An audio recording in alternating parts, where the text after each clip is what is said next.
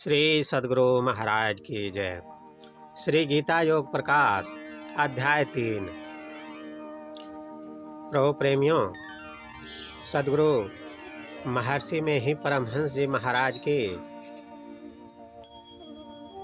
आध्यात्मिक पुस्तक श्री गीता योग प्रकाश का पाठ हम लोग सुन रहे हैं। इसमें हम लोगों ने 2 अध्याय का पाठ पिछले 3 वीडियो में सुन चुके हैं।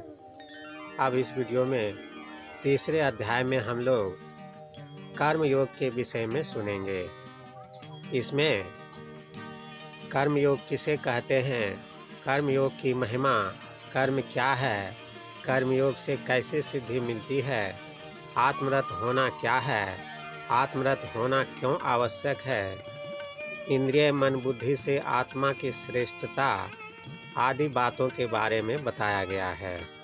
तो आइए सद्गुरु महर्षि में ही परमहंस जी महाराज लिखित श्री गीता योग प्रकाश के तीसरे अध्याय का पाठ सुनते हैं। अथ कर्म योग। इस अध्याय का विषय कर्म योग है।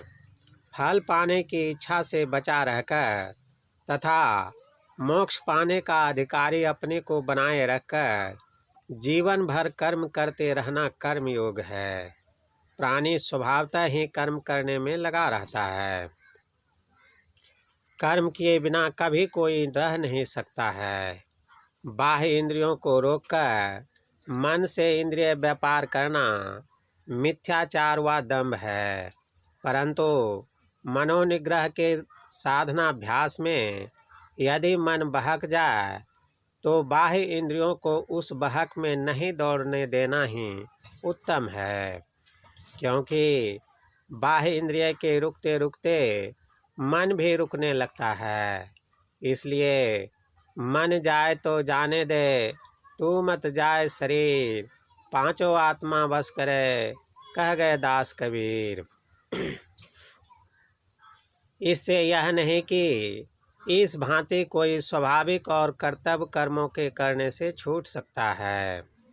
उचित कर्म करना ही उत्तम है, न कि उन्हें छोड़ देना, क्योंकि संसार के कर्तव्यों और परहितार्थ कर्मों को छोड़ने से सांसारिक हानि उमड़ आएगी और जनता में दुख फैल जाएगा।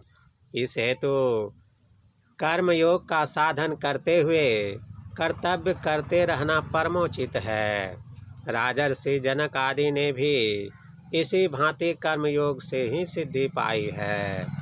कर्मयोग की साधना इस भांति करना कि मन से इंद्रियों को नियम में रखते हुए कर्म फल में अनासक्त रहकर कर्मेंद्रियों से कर्म करना तथा कर्मयोग के सहित त्रैकाल संध्या के विशेष अभ्यास से साधक आत्मा में रत हो सके।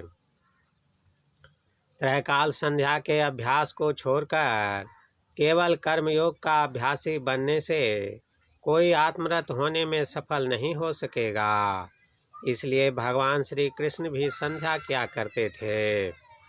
ब्राह्मे मुहूर्ते उत्थाय वायुपस्थ पृष्ठ माधव दग्धो प्रसन्न कर्ण आत्मानं तम सह परम। श्रीमद् भागवत स्कंद 10 उत्तरार्ध अध्याय 70। आत्मरत नहीं होने से न काम रूप दुर्जय शत्रु का संहार होगा, न कर्म योग की सिद्धि ही होगी। आत्मा में संलग्न या रत रहने का अभ्यास करते हुए रहकर कर्म करना और अध्यात्म वृत्ति रखकर ईश्वरार्पण बुद्धि से ममता राग तथा आसक्ति से रहित होकर कर्म करना। रूप रस गंध स्पर्श और शब्द 5 विषयों से ज्ञानेंद्रियां उच्च हैं।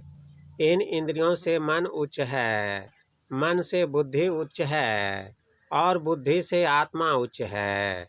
आत्मा को पहचानने से मन बस में होगा और तभी काम रूप दुर्जय शत्रु का संहार होगा। तृतीय अध्याय समाप्त। श्री सद्गुरु महाराज की जय।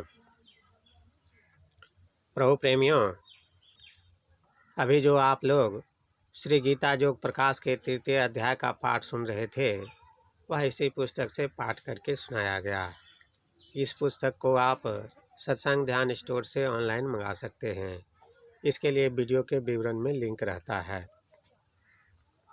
अगर आपको इस तरह का वीडियो पसंद है तो चैनल को सब्सक्राइब करके अपने इष्ट मित्रों को भी बतावें तथा हमें भी कमेंट करके बतावें कि इस अध्याय के पाठ से आपने क्या सीखा।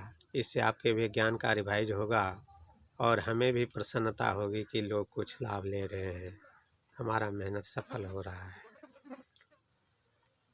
श्री सद्गुरु महाराज की जय। यह वीडियो स्पॉन्सर नहीं है।